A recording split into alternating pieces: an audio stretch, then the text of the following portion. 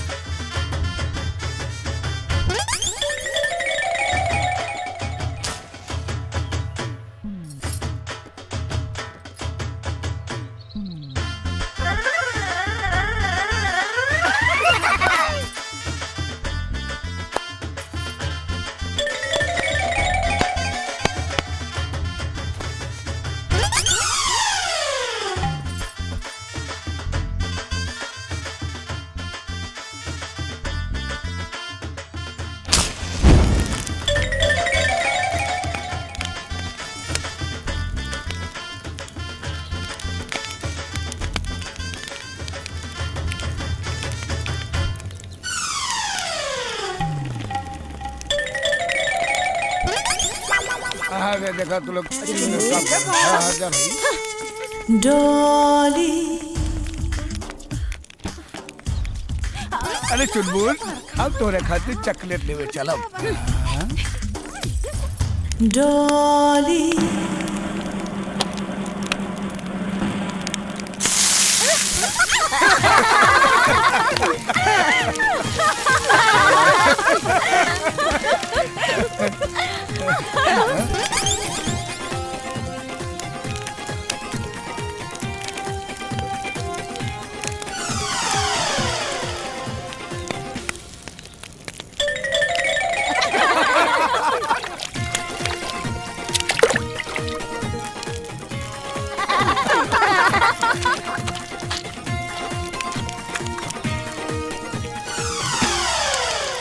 डॉली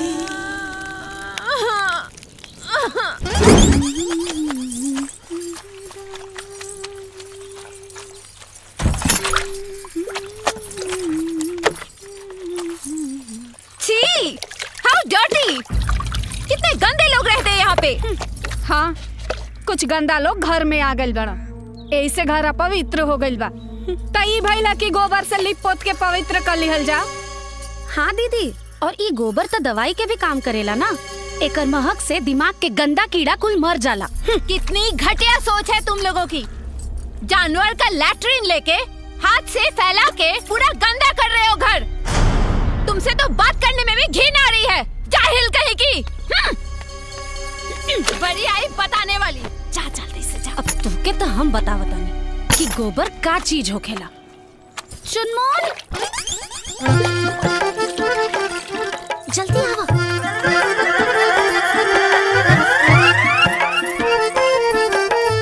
चलो चलो।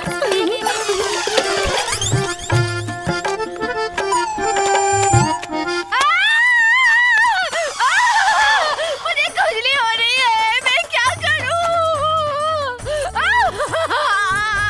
पानी। अरे बहना, क्या हुआ बहना? पुलिस बुलाओ, पुलिस बुलाओ। मैं क्या करूं? कॉल नहीं लग रहा। एम्बुलेंस एम्बुलेंस मंगाओ। और क्या हुआ बहना? अरे फायर ब्रिगेड को फोन लगाओ यार। तुम्हें मजाक सूझ रहा है।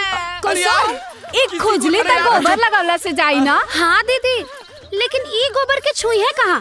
गोबर तो जानवर के लैट्रिन होला, गंदा होखेला ना। अरे यार, बहना नो, बहना नो, बहना नो, बहना पॉटी, बहना पॉटी, जानवर का टट्टी बहना, पॉटी बहना टट्टी, आई मीन जानवर का टट्टी बहना। क्या करूं मैं बहना?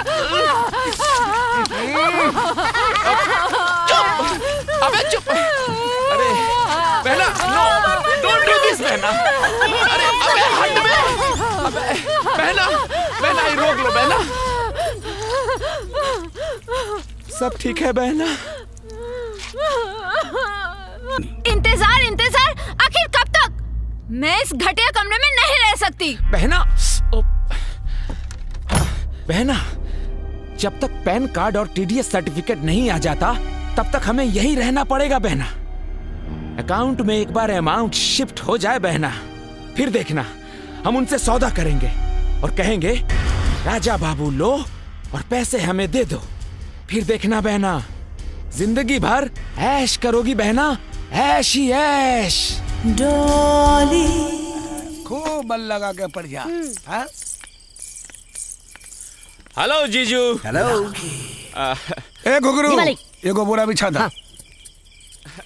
बहू, जी बाबूजी। ये कुकरन के भी खाना देना। जी। Hello, I am not kukur, I am lucky and he is Jackie. Yes. हमने क्या खास मेहमान के कुकुरे कहा जाला। Okay, Very then nice. I am lucky kukur, he is Jackie Yeah. कुकुर। बैठ कुकुर। Okay thank you. ओके।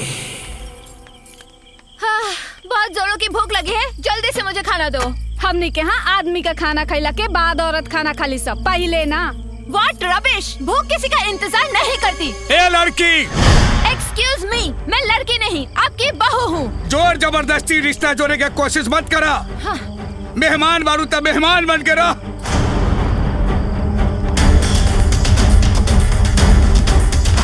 मैंने सुना है गांव में पति का जूठा खाना भी एक रिवाज है। लीजिए, खा लिया मैंने।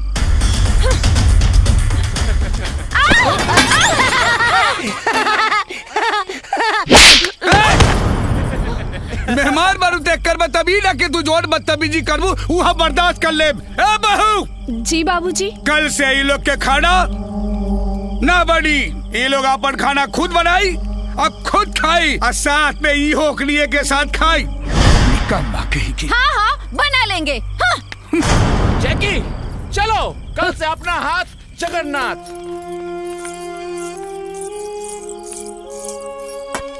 देख ले आँख खोल के, एक उहा कि तोहरे सामने से तोरे मुंह के नेवाला लेके चल गई। एगो हमार बहू है, पर नेवाला तोहरे सामने रख गई।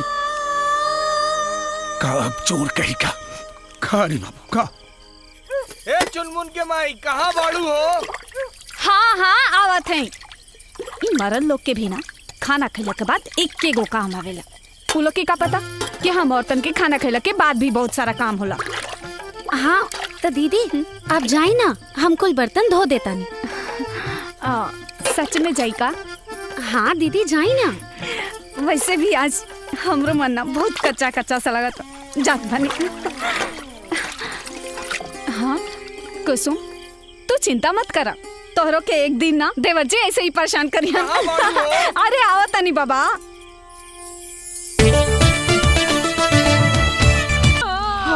दुल्हन, तू खाना काहे नहीं खैलुआ बहले? माई अरे उ घुमंतुआ के चक्कर में ते अपन खून काहे जराव तरी बिटिया? सवेरे से सांच हो गेल, ओकर कहीं पता चलल? हैं? अरे का भइल? का बताई कि का भाई, हम तो ओकरा से परेशान हो गल बानी जी। ई लड़की सवेरे से अन्न का दाना नहीं डलले मुंह में, हैं? बाकी ओ बहया के शरीर में न तो डर बा न तो लाज बा। अरे जब से निकम्मा गोधरा के चक्कर में पड़ल बा, तब से ये दिन पे दिन बिगड़ते जा रहल बा। देखत बाड़ी ससुर के नाती के कि कहवा बा, आज ओकर छठी के दूध याद करा दे। हाँ डार्लिंग, जल्दी बनाओ, बहुत भूख लगी है। हाँ हाँ, बन गई, ले आओ तन। राजा राजा राजा राजा राजा राजा बाबूजी बाबूजी बहुत गुस्सा में बानी। का बाबूजी रे? यहाँ आवतरन, यहाँ आवतरन, तू जल्दी भाग ना तो सब पोल खुल जाए। अरे वहाँ कहाँ जाता? बाबूजी होने से आवतरन, तू ना जा। ए भाई, सब संभाल लिए। हाँ हम संभाल ले। अरे बाप रे, हे भगवान, ये दोस्ती के चक्कर में वो का करत पड़ी। चलो तरकारी बना दी।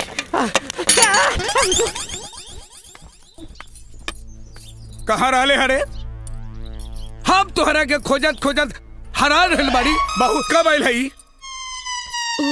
बाबूजी, अरे ससुर, हम तोहार ब्याह ई खातिर कैली कि तू सुधर जाबे। अरे तू सुधरबे का, उल्टे तू और बिगड़ल जा रहल बाड़े। एक बात कान खोल के सुन ले राजा, अगर तोहरे कारण हमरा बहू के कुछो भइल तो तोहर हाथ गोर तोड़ के घर में बैठा दे। निकम्मा कही के दिमाग खराब करके रख देलस। अरे रमेश के भाई बिना मतलब डांटत रहले। पाँव लगी भौजी।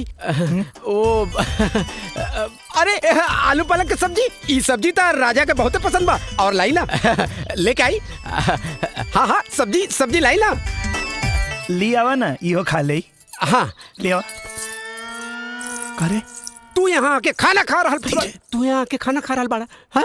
वहाँ मुंबई वाली भौजी पूरे गांव में खरमंडल नांदे जात रहली है। हाँ, हम उनका के बड़ मुश्किल से मना के अब बाहर से दरवाजा में कुंडी लगा के आईनी है। तू जल्दी करा नहीं तो सगरो खेला गड़बड़ हो जाए। ए भाई तनी जो न जाके संभाल भाई जो। हम कुछ ना कर सके नहीं, समझ ला। तू जाना तोहार काम जाने। हाँ, हमरा के ऐसा लगा था कि तुम्हारी डबल ड्यूटी के चक्कर में एक दिन हमारा टट्टी निकल जाए। जल्दी आओ। ए सुन ना, ए गोदन, ए गोदना, ए गोदन। अब अभी ना खैले ही चल गेल देखा।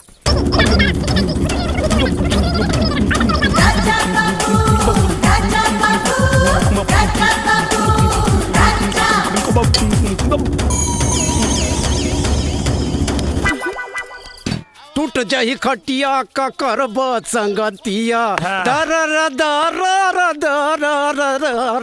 ए गोदन, चल तनी बाहर काट देता। बार काट दा। देखा राजा, ऐसे काम ना चली भाई। अरे हम काम करे नहीं भाई, बाबू माने ना बिन पाई के। अभी पिछला उधारी 317 रुपए तो देला ना, अब फिर कहा तारा बार बनावे के पहले पैसा था बस। अरे यार हम तो उधारी सब दे। अरे ना ना राजा बाबू, हमरा के गोली मत दा। अभी मत कहिया कि हम करोड़पति जीत के आई तो तुहार पूरा पैसा दे दे। पहले पैसा बस। अरे यार तू हमार दोस्त हवे ना। तू सब हम कुछ नहीं के जाना। पहले दाम ओकर बाद तो हर काम, बुझला। हाँ। ना बनबे ना ना बनबे ना ना ना। हाँ हाँ निकाला निकाला, पैसा निकाला। हाँ? हाँ? इस रूट की सभी लाइनें व्यस्त है, कृपया थोड़ी देर बाद डायल करें। ना बनबे ना ना ना। आपके द्वारा डायल किया गया नंबर व्यस्त है, कृपया थोड़ी देर बाद डायल थोड़ी करें। देर बाद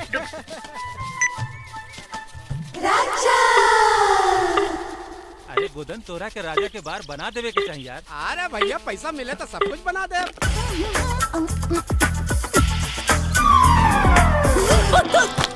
का मैडम, वो दिन तो धोखा दे के भाग गइलू, लेकिन आज तो के हमरा के चुम्मा दे वही के पड़ी। तो हम कहाँ मना करे तानी, आबो ले लो चुम्मा।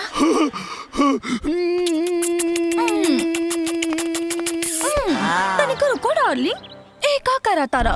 इतना सुंदर सुशील लड़की के भले बाजार में चुम्मा लेबा? तो अगर हम तो के सुनसान जगह पे एक गो चुम्मा की जगह 4 गो चुम्मा देब तो? अरे तब तो बहुत मजा आ जाए। तो चला चला गाड़ी में बैठो। चलो चलो।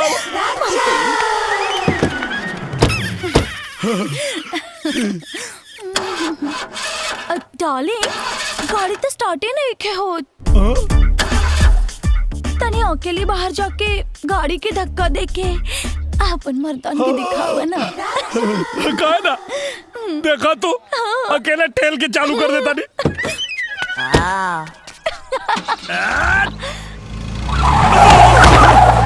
By bye darling, next time 4 गो चुम्मा ना 8 गो चुम्मा ले ली।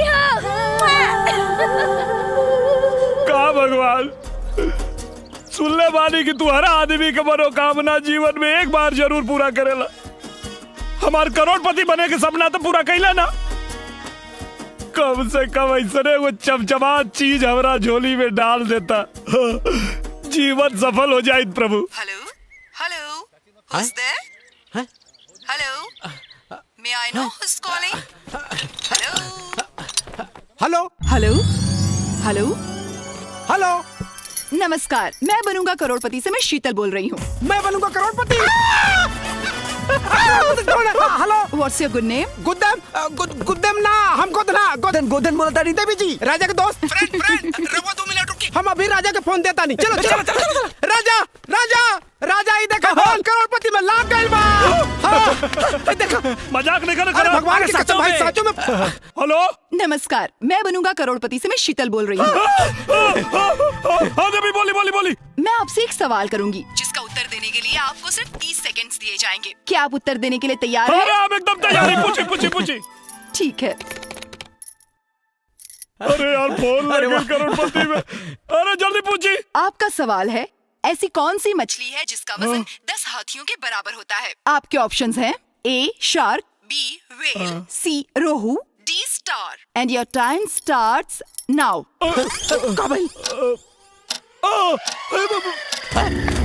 अरे अरे काका भाई हमें सब कहा होता। अरे अरे अरे अरे राजा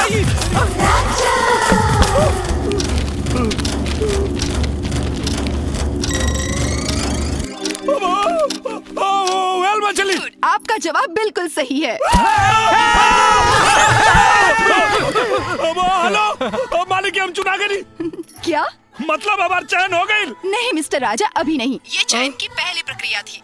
दूसरी प्रक्रिया में सही जवाब देने वाले लाखों प्रतियोगियों में से 10 भाग्यशाली प्रतियोगियों का चयन होगा। अच्छा अच्छा अच्छा। अगर आपका नाम उन 10 भाग्यशाली प्रतियोगियों में शामिल होगा तो आपको बहुत जल्द सूचित कर दिया जाएगा। अच्छा। अब आप अपना मोबाइल नंबर और पूरा पता लिखवाइए। हाँ लिखी। राजकुमार उर्फ राजा बाबू, ग्राम टड़वा, पोस्ट बसेवा, जिला गाजीपुर। अब पिन नंबर 275205। हाँ तो मिस्टर राजा, आपका मोबाइल नंबर यहाँ दर्ज हो चुका है। अगर इसके अलावा और कोई भी नंबर है तो आप बता दीजिए। हाँ लिखी। 97 सूत के 98 उठ के मतलब 97 087 98 088। जी धन्यवाद मिस्टर राजकुमार जी। एगो बात बताई देवी जी। क्या? आपके आवाज बहुत मीठ बा। बहुत बहुत धन्यवाद मिस्टर राजकुमार जी। मैं बनूंगा करोड़पति की ओर से आपको बहुत बहुत शुभकामनाएं। आपका भविष्य उज्जवल हो। ओके बाय। Thank you.